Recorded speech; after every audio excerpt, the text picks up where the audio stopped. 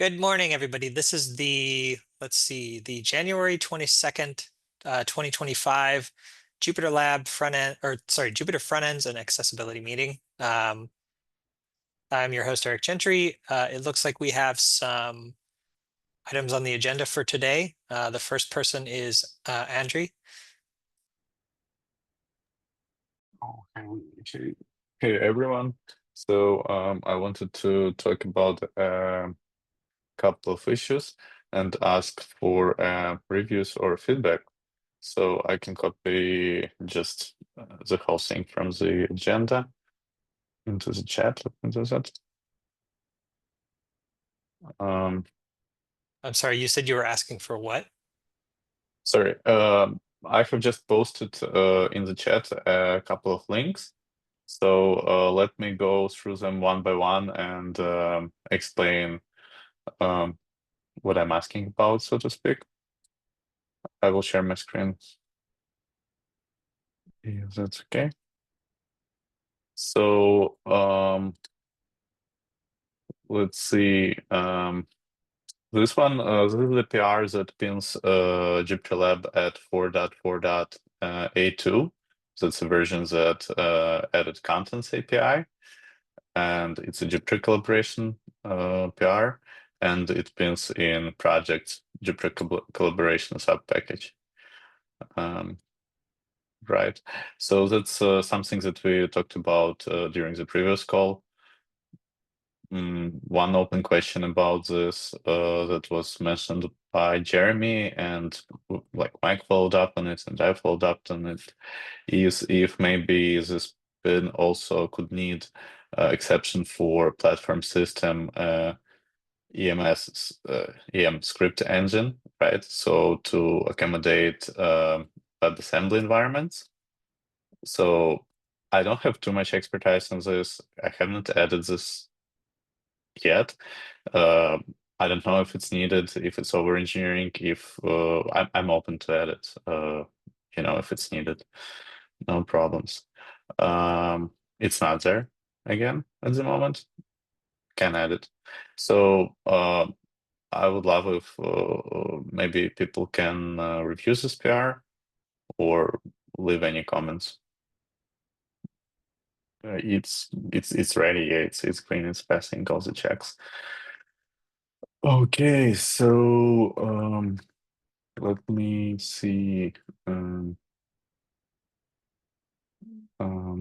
The other one I wanted to talk about is I have two Jupyter Notebook issues, kind of design related. Let me open both of them.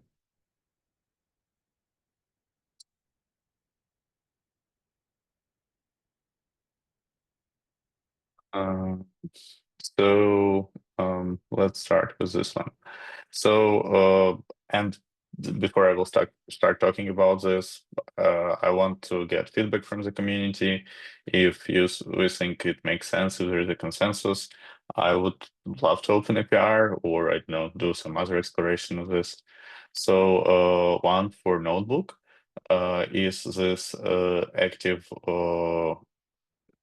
cell border, the blue one, this one, right? It goes to the edge of the white space of the active space of the notebook. And in lab, there is some white space between them.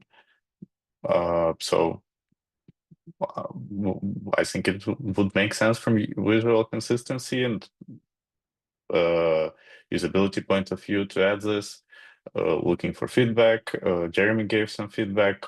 I would be open to open a PR for this again. So another one is click to add a cell. Currently in Notebook, click to add a cell button is displayed on a gray background. If we look at the lab, it's displayed so kind of like an outer part of the viewport, out of the notebook. If we consider notebook itself the white background, area. In lab, it's on the white background. Here is a preview how I think it could look with a if it would appear as a part of a notebook, so to speak, on a white background, and to accommodate it so there would be no pop-up, it would probably make sense to increase the bottom white border, white margin of the notebook, and maybe also top one similarly. It So it's two separate it issues. looks like Mike has his hand up. Okay, yep. Please, sorry, I wasn't looking if anyone has their hand up. So yeah, please, I would love I to was hear what also you have to slow say. to raise my hand. No worries. So regarding the previous issue, um, I think that would only happen with like certain widths of the notebook. Oh yeah, you described that it only happens on a narrow viewport. Um, and you are proposing to increase the spacing around. So that would mean potentially like reducing the area where folks can work and reducing the amount of code in the cell, I which I was think, I was probably more like answering this question at the moment. I was probably thinking more of adding padding. Uh, Mhm. there is this one particular CSS class I was looking at. Uh, it's called but adding padding notebook would padding or shrink something. the cell I see. editor area, Oh, right? So okay. what I see your point. it might be, honestly, it might be worth it for visual consistency's sake and usability. Um, So my point regarding visual consistency is that this was a solved problem in Notebook version 6, because in Notebook version 6, the indicator, it, it had a slightly different purpose, but each active cell, so each focused cell, had not only this bar on the left, the thick blue or green or orange bar, but also has an outline which was directly connected to this bar. I don't know if you see what I mean. Basically, it was not rounded and was a bit more squashed to the side. So so maybe, the thick bar and the outline we're touching, you're saying? yes, exactly. So maybe we could just shrink the outline rather than adding padding, if that's feasible. And I would explore that because this would make it look more akin as the older notebook. I don't know, just an opinion, not a strong one. Yes, that would do it as well. And I think your concern about shrinking the cell and therefore the work area is valid. Well, it of course depends how much you shrink it. But if you find that on certain resolutions you need to shrink it a lot and there isn't much editor space to begin with, maybe that's worth considering. Um, it's actually like I have pretty wide monitor, and when I do it for half a monitor, so it's not that narrow. Uh, I would assume, it's not an extremely narrow viewport, as you can probably see from the screenshot. I think what we want to target is like, is it an HD at 400 zoom, or is Oh, it okay, a like it's a smaller minimal monitor? case. Yeah, so basically we want to make sure that the UI is usable when it is being used at 400 zoom, so that if there is a low vision user, they can still like type a reasonable number of characters. And I think Python is the most common use case, so 80 characters in a line. If you could test if this makes sense. I don't remember the exact resolution at which the guidelines are set for this 400 zoom. Yeah, But I can check it in WCAG. I think yeah, it's listed there. Yeah, thank you, Mike. Those are good points. So again, and they are like aligning with my concern. I just was concerned about adding some white space, so to speak, between the outline and the gray, right? So that it wouldn't disappear, so to speak. And yeah, it all aligns. Okay, thank you. Are there any other comments about any of the issues I have just talked about, or questions, comments, suggestions, anything? I would also love to hear. For example, maybe for JupyterLab version pinning in Jupyter collaboration, and they need to add an exception for EM script engine. Do you think it's needed? I've seen Jeremy and Mike in particular mentioning this. Yeah, I don't know if we are expecting the Jupyter collaboration package to be used in a scripted environment right now. Is it usable in any kernels? No, I don't think so. Well, So I would say probably we can leave it for now. If it's really an issue in the future, then we can always add it back and make a new release.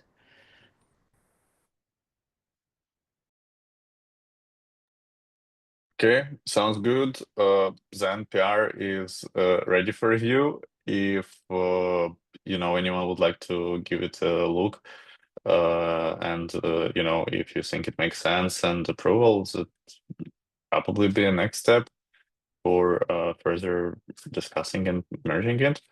That would be nice. Thank you. Okay, I'll send a link to it again in the chat. Thank you, Nick. I copied this note and the link. That's very helpful. So that's it for me. Thank you very much. All right, I think maybe we have some new joiners. Welcome, everyone. If you're new, please feel free to jump in whatever way you'd like. We're all happy to support and help new users. So it looks like the next person up is Mike. You want to take it?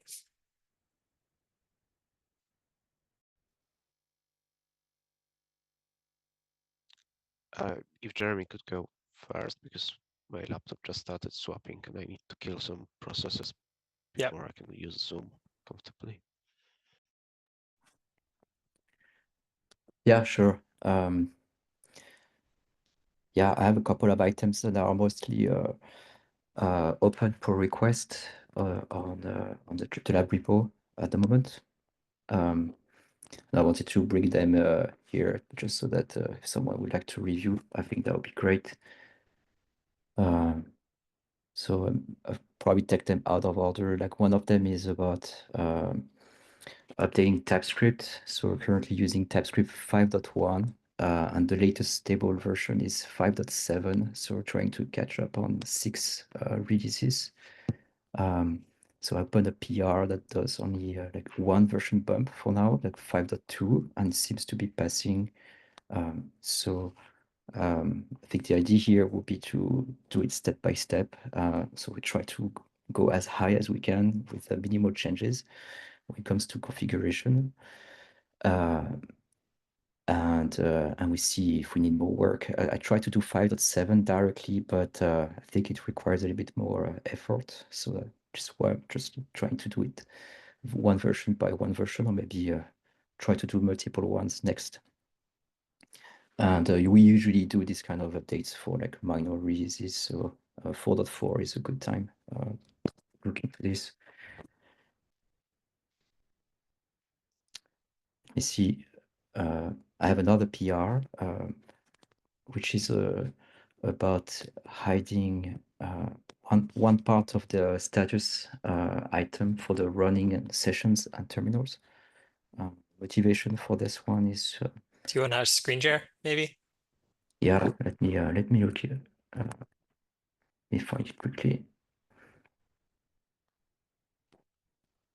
Yeah, and then I can also screen share the last one to give a better idea. So let me see.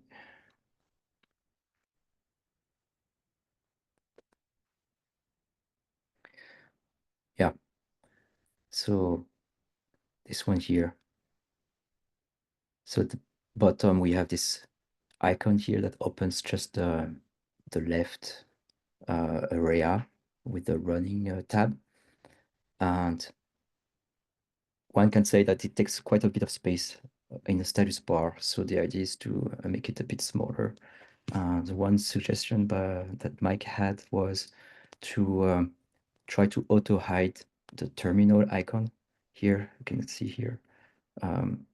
It's the case when there is no terminal running, because one may argue that many users are not using terminals. They are mostly using notebooks. That's like a guess we could make. And the idea would be to just not show anything if there is no terminal running. But if there is one running, then it shows up automatically. And in addition to this, I think this PR also adds a setting to completely remove the item from the status bar. But the setting is it's like an opt-in, so it's still displayed by default. But if you want to remove the status item, then you need to go to the settings and uncheck the box. Yeah, it's default true. That sounds So nice. to be more on the conservative side, so there are two decisions here, and that's why I wanted to seek feedback from the other people to see what they think about that.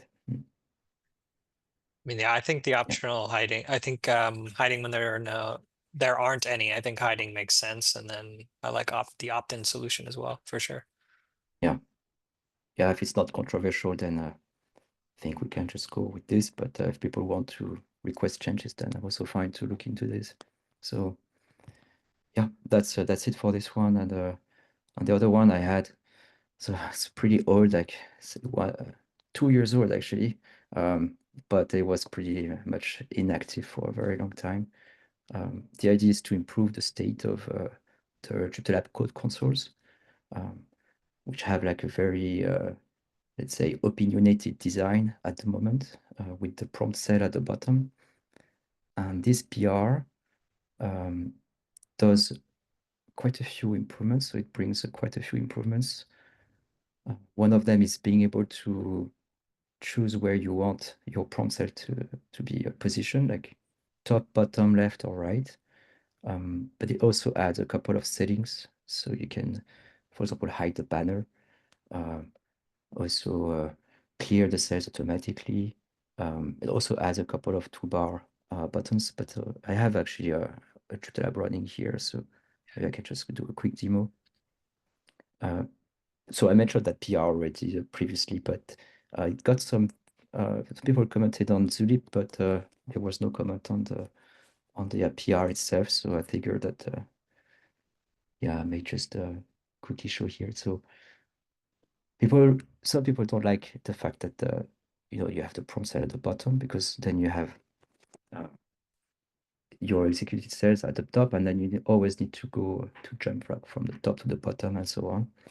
So with this button here, you can put it at the top, left, right, or back to the bottom. It also adds a couple of toolbar items. So for example, just executing the code, restarting kernel, switching kernels. Because currently the only item that we have in the toolbar is the debugger icon. Otherwise, it's completely empty. And that's only for like Python kernel that supports debugging. If you use different kernel, there's actually nothing in the toolbar. So it's a little bit more crowded in a way now, the toolbar, but it also brings some useful items. So I would argue that those are useful, but if some people have arguments against, like, for example, having the kernel selector here, then I think it would be fine to also remove it. I think this looks great. Yeah, and for the settings, so I'm not going to show them one by one, but like, let's say to clear all of the cells every time there is I press execute, I want to keep the content instead of having the prompt cell being cleared every time. I want to hide the code input in the output cells. Let's see what is new here. Maybe the line number was there already. Put it to the left, and we don't show the banner. So it's a lot of different items. It was a bit easier to iterate on all of this in one single PR. But as you can see, now it looks like this after. Maybe I can just open a new one just to be sure. Yeah, so you have the line numbers, There's no banner anymore. So you can do something nice like testing widgets, because widgets work in the code consoles now. So you have only the output, right? And you can iterate here. So you can change, for example, the mean starts at 10. Yeah. So this is a kind of improvements this PR brings. Yeah. What does it look like with single document mode? Does Control-Shift-D work? Yeah. Single doc, yeah. Yeah. Yeah. What's what's the vertical alignment if you do multiple commands? Multiple commands, like what kind of commands you mean? If you add another cell, essentially. You can't add, there's only one cell here. It's just input. Yeah, because it's the code Oh, console. right. Yeah. Yeah, but you can have multiple code consoles if you want. Yeah, And even with the same you can panel. also decide. Yeah, I don't know how useful that would be, but like you could have one using, the prompt cell at the top and then the other one on the left. What if you Yeah. drag a cell from one to another? Yeah, I think okay, The here I first disable. cell, If you grab it by the left on the counter, yeah, can you drag it? It doesn't work? Or does No, it but work? Oh, it by only works from the history if you have multiple Yeah, cells. If you yeah, that's submit, then right. you can drag. So I think you can do, so today already, I think it's possible to do something like this. but only the first one. If you select more than one, I don't think it works Yeah, because it doesn't have well, multiple selection. but that's the current behavior. I don't think that PR changed anything related to moving Right. cells around. Yeah. Yeah. So that's it for that one. And since it's like, so by default, it doesn't change anything. So it means that if you create a new console, it's still at the bottom. It's just to be, on the, like, not changing like the current behavior. But if we think that the current default should be changed, then I think it will be fine also to choose another default. Yeah. Yeah, Mike, you have your hands up.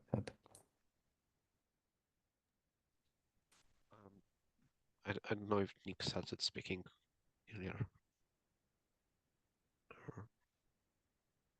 Okay, so my point is basically I love all of it. My only concern is about using the same icon that we are using for CSV/TSV editor.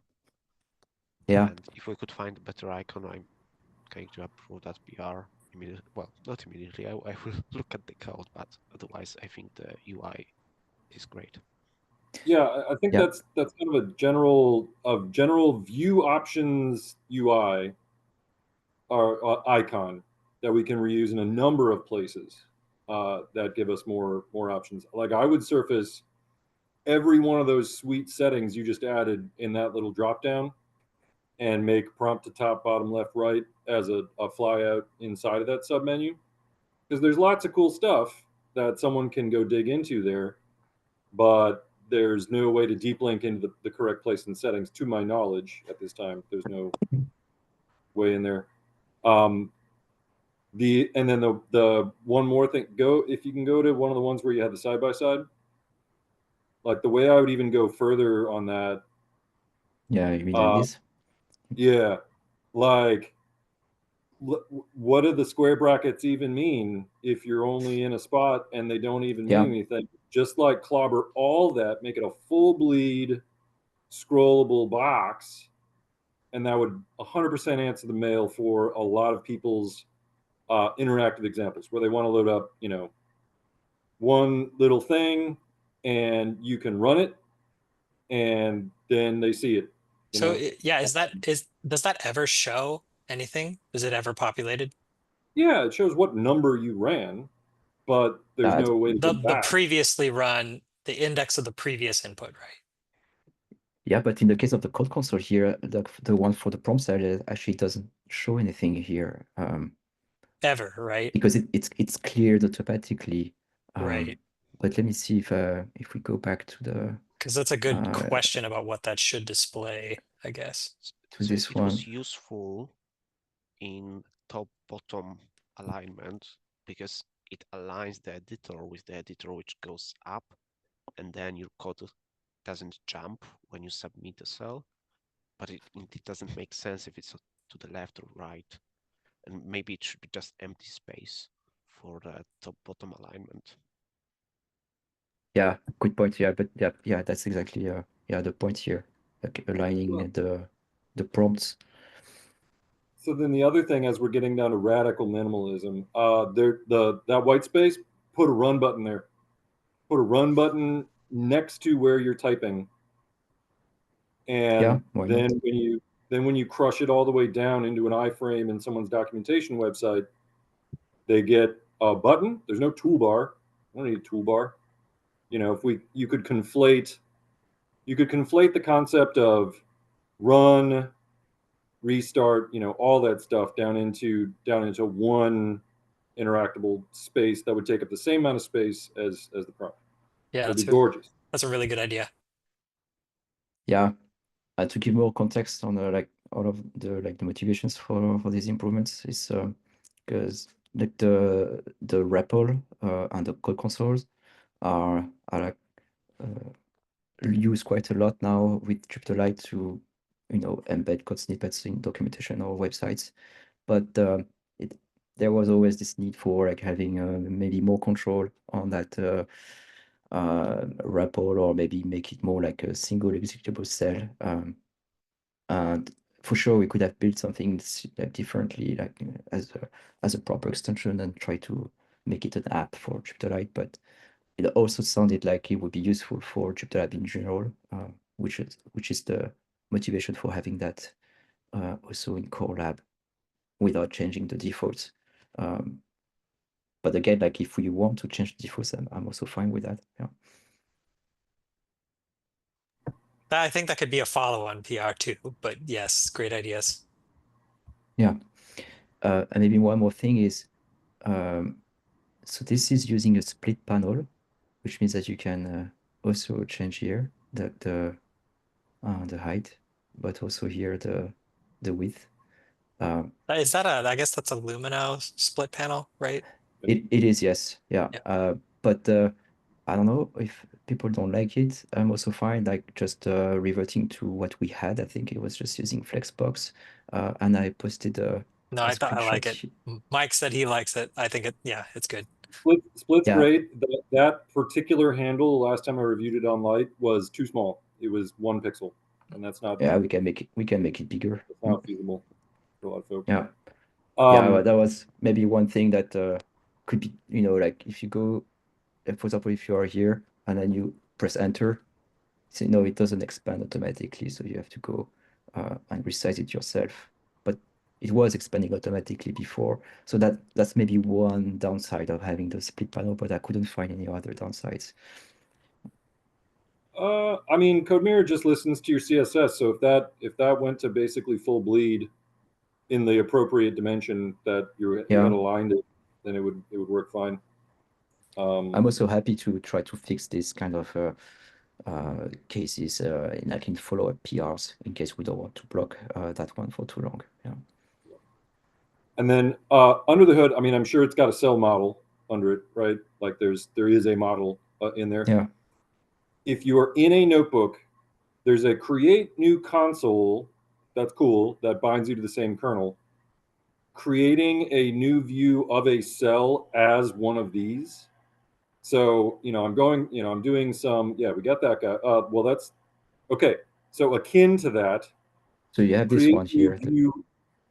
Right. So now I've got this thing with cells that don't interact with the cell model from the notebook. If there was a create console for cell or highlight cell to where changes that you made to that cell were reflected back in the notebook, just that one cell, you only get one cell, and it doesn't destroy it when you hit enter. That would be a way to, I'm going through a notebook, I got to a piece of code, I'm going to crack open a single document view of just that cell. I'm going to change things. Okay, I'm done with that. I go back. My output's still there. The last thing that I put in my output is still there because it's part of the cell model. My code's still in there. It's part of the cell model. But I didn't have to show someone, 30% of my screen real estate is UI Chrome. That would be nice. I think you would definitely want to have an indicator visually for that, for sure. Sure. I mean, it'd have a tab and stuff like that, right? It'd be like cell index 3, cell ID ABCD3, 1, 2, 3, 4, 5 from notebook. Yeah, I mean, that'd be in the title or something like that. But that would just be a different mode that didn't clobber your input each time. And then there's crazy stuff you could, there's insane things you could do, like auto run, right? So every time you hit a button, it runs the stuff. And then you're getting really close to that direct manipulation thing. Like, there can be very little hidden state when it's a single cell. There can be nothing out of line when it's a single cell. So why not? Unless it's RimRaf, don't do that. Very awesome stuff. Thank you so much. Yeah, I'm gonna stop the share. I see the time is time check is 20 minutes left, so I want to leave some time for others to also talk about other topics. But let me check quickly what I had. Yeah, there's still that PR about the service manager split that I think would be worth talking. But I think Mike had a point about that. So Darian has his hand up. We can also talk about it now or later, because it's kind of influences also the release cycle for 4.4. Yeah, Darian, go ahead. Yeah, so I have written up but not submitted a discussion item in the JupyterLab GitHub org discussion section, which is, I think, how we decided we might take votes on some things where we don't want to publicly do the checklists. But here's a summary. So Jeremy's PR allows you to write a plugin that replaces the JupyterLab Service Manager. This is a nice thing to have because occasionally you want to replace the Service Manager, but not write a whole new. Do you mind giving a tiny blurb about what that does for YouTube? Yeah. So almost everything you see in JupyterLab comes from a plugin, but there are a few things that are a part of the JupyterLab application instance itself. And so plugins get a handle to the current JupyterLab application. We could imagine a future version of plugins where that's not how they work, where they sort of describe what they are and what they do in a different way. But currently, you get a list of whatever dependencies you say you have, and also the application. And one of the attributes of the application is a service manager, basically a set of JavaScript classes that make it easy for you to interface with the REST API without individually writing your own AJAX requests. So we give you nice typing information, we return it behind promises, that sort of thing. But fundamentally, you're talking either to WebSockets or to REST API endpoints. And we didn't build JupyterLab thinking that people might want their JupyterLab, say, front-end assets to come from one place and their back-end assets to come from somewhere else. But we thought if you do want to do that, you would subclass the Jupyter front-end class and write your own whole application. Now we've come to believe that that's too big an ask. You could swap everything else out with plugins. It would be nice if you could swap this thing out also with plugins. There have been multiple attempts to do it. Fred made an attempt, I made an attempt, and now this is Jeremy's attempt. And for each of those attempts, there was a conversation about, does this create a new security vulnerability? And the answer always was, no, not a new security vulnerability, because JupyterLab is a JavaScript application. You always could just clobber the service manager if you wished. However, it does create a nice API for people who aren't trying to write malicious code to do a nice thing instead of writing their own application from scratch. But that conversation never resolved. I'm not sure if Eric Charles is the only person who has this objection, or if other people do. I can't think of who else does, but he definitely believes there's a security implication, and we could not come to a conclusion in the thread in that PR. So we went to the Jupyter security subproject yesterday, and we presented the PR. We described what it does. We described how it could be abused and whether that abuse can be distinguished from current things you can do right now without this PR. And they came to the conclusion that this does not create a new security problem. This just creates a new API. And if we're happy to support new APIs, sure, let's do it, like we do any other new API. And so that conclusion coming from the Jupyter security subproject is written in this issue in a comment. And Eric still said he is unconvinced and wanted to call a vote. I'm not sure whether we lack consensus, because if there's only one objector and everyone else agrees, that's actually consensus, just not unanimity. But maybe other people do object. I'm also not sure we want to set a precedent for voting on PRs. But again, calling a vote is calling a vote. That seems to be, fine. I didn't find any reason in governance not to. So I don't know. Mike, please go ahead. I think we already have a precedent for voting on PRs, like the situation with collaboration stuff, etc. But my larger point is, I do not have a problem with security for that PR.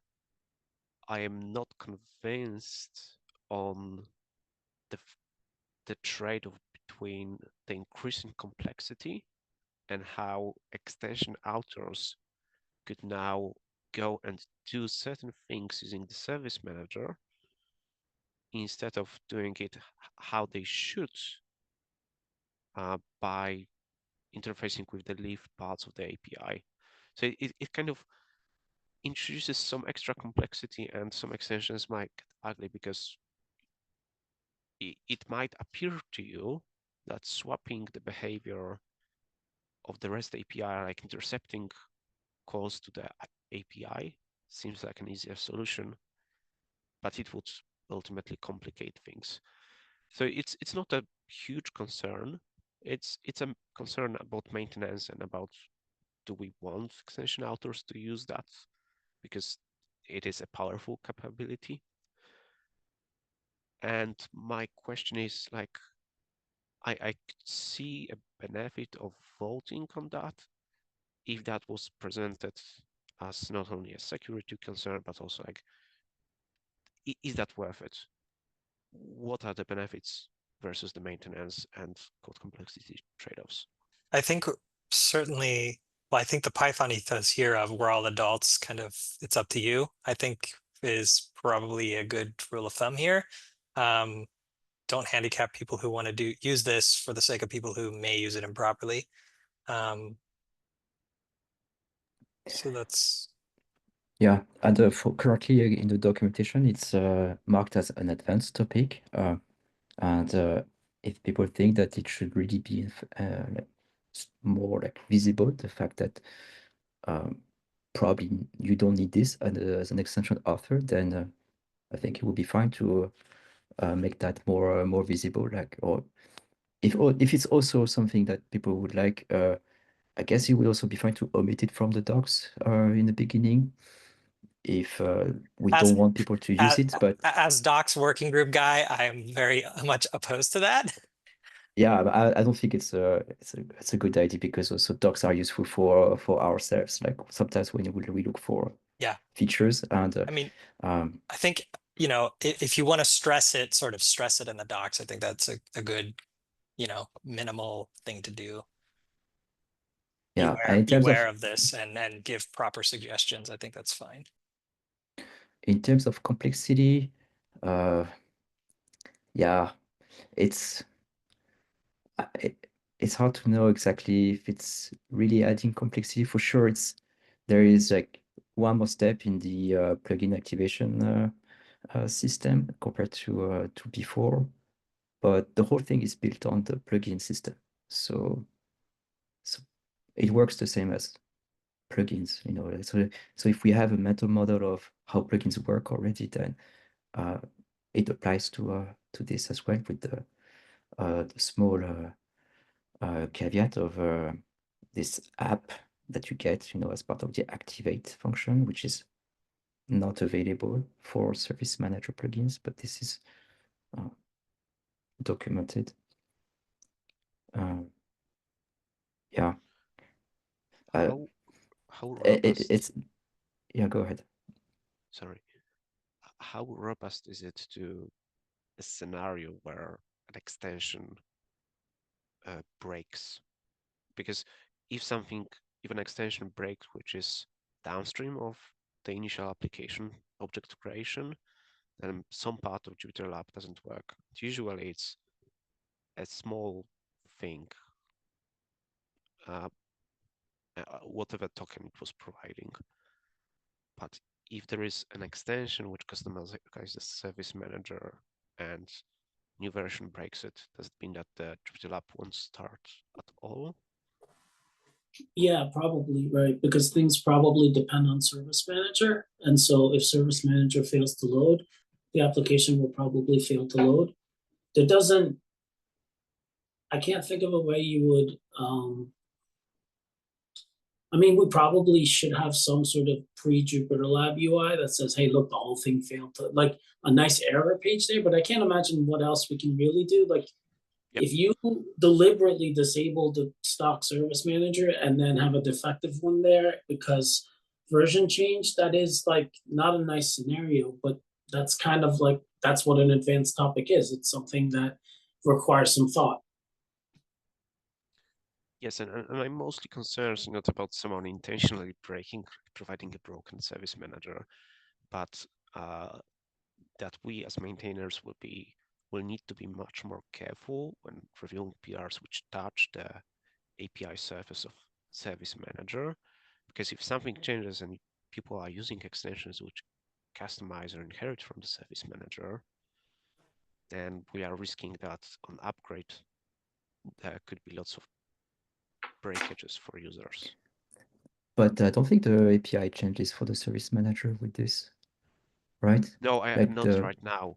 In the future, if we change an API of any part of the service manager, this can breaking things in other parts of the public API has small effect because the extension will not work. Changing API here will mean the application will not start when you upgrade.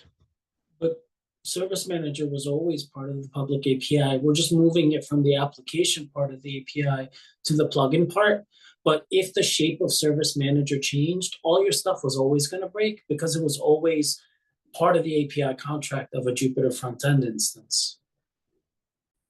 Yeah, and here is like to summarize, like the main change is, so before, well, currently the service manager instantiates its own like kernel manager, session manager, settings manager, and so on. In that case, for that PR, it's more like they are instantiated in plugins and then, you know, provided to the service manager so that the service manager can initialize itself with the live instances created from plugins. So it's just moving where things are created so they can be replaced more easily, rather than changing the API or the way the service manager works. And this is still fully backwards compatible. That's actually a big requirement, right? We didn't want people to depend on these new plugins instead of using the app.service manager. So still the case.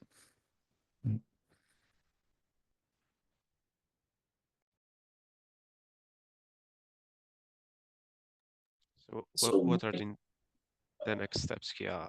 Will we? Well, okay, so I guess, can we decide here whether we require a vote in the discussion? Because I can post the discussion vote and ping people on the Team Compass.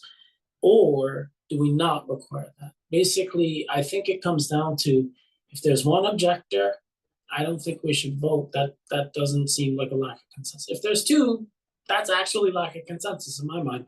So not to put the spotlight on you, but what do you think, Mike? Because there's really one security objection, which I think has been fairly reasonably discussed, but this other objection is not insubstantial and different. So, So I do not have something which I would call strictly an objection.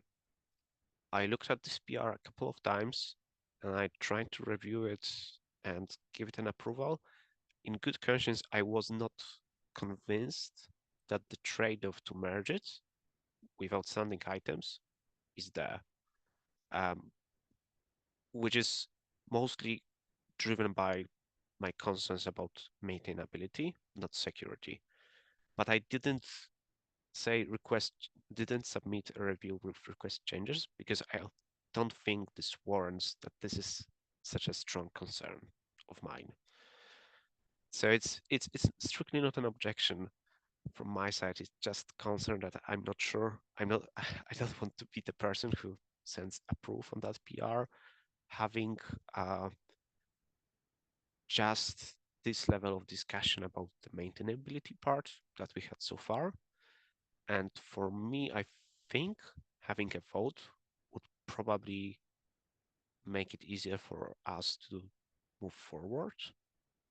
So maybe that's my point. okay, I will call a vote. The only Sorry, Jeremy. yeah, I think the main downside with calling a vote, I think, is that I think we're going to add some delay. Yeah, 7 for days. like the 4.4 beta release, because that was one of the PRs that I think we were waiting for the beta. So like a vote, like I think the previous times they were taking 1 or 2 weeks, and I don't know if that's something that should be considered. And also there were other approaches that we could take. So if there are concerns, it's been the case like before that when we add new APIs, that we add them early in the release cycle so that they can be tested and iterated on, and then we have room to revert them in case something is really wrong. Like that was the case with the kernel subshell, for example, like try to get it in early and then iterate. And then there is also the case of the content provider PR that was merged recently. Is there a way to signify? Do we have a way of signifying that it's like a beta part of the API? There's an experimental tag. Like in Yeah. the docs, I think we could add an experimental. We've released features under experimental like flags, but in this particular case, I think we'd have to release it as a first class TypeScript API. But in the doc string for it, we could say it's experimental, subject to change, it might go away.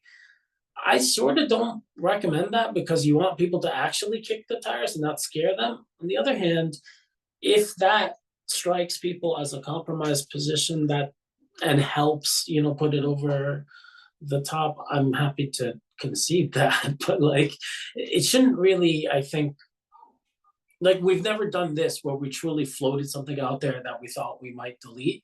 But that's probably an appropriate tag.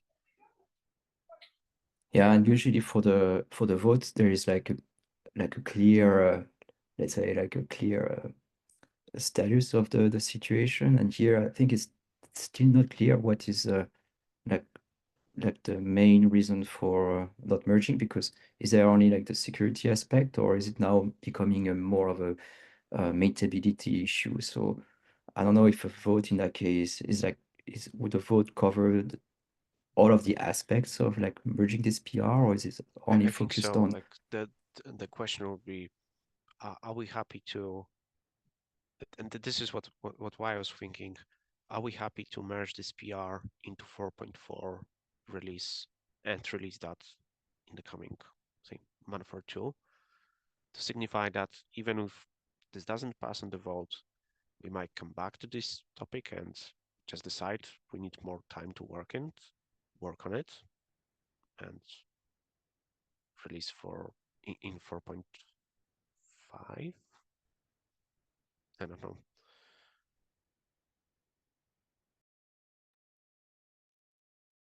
I'm gonna time check. We have just 3 minutes left or something. So anybody have any final comments here? I think there's probably still a lot to discuss, but we could do it afterwards if there is time. I don't know if there is a meeting after. There's a meeting. Yeah.